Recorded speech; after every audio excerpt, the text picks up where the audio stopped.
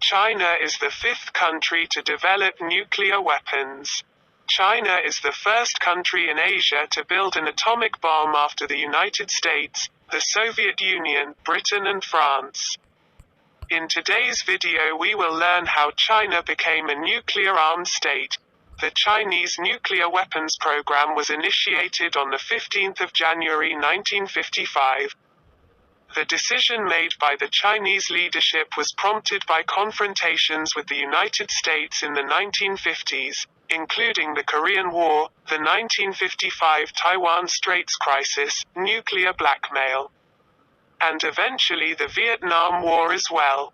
Mao Zedong explained his decision to a gathering of the Politburo of the Chinese Communist Party in 1956. Now we're already stronger than we were in the past. And in the future we'll be even stronger than now. Not only are we going to have more airplanes and artillery, but also the atomic bomb. In today's world, if we don't want to be bullied, we have to have this thing.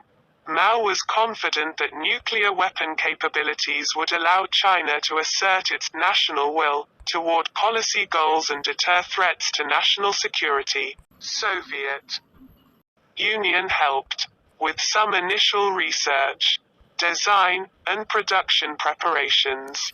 However, it later withdrew support at the last minute, and China had to rely on itself to complete the bomb, in response to the 596 test. And nuclear research was conducted at the Institute of Physics and Atomic Energy in Beijing.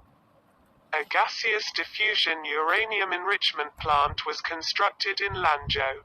In 1957, China and the USSR signed an agreement on sharing defense technology that involved an atomic bomb prototype being supplied by Moscow to Beijing, technical data, and an exchange of hundreds of Russian and Chinese scientists. A joint search for uranium in China was conducted between the two countries. A location near Lake Lopnur in Xinjiang province was selected to be the test site with its headquarters at Malin. Construction of the test site began on the 1st of April 1960. Involving tens of thousands of laborers and prisoners under tough conditions, it took 4 years to complete, being the sole site for nuclear testing in China for years to come. The Lopnur test site underwent extensive expansion and is by far the world's largest nuclear weapons test site, covering around 100,000 square kilometers. Sino-Soviet relations cooled during 1958 to 1959.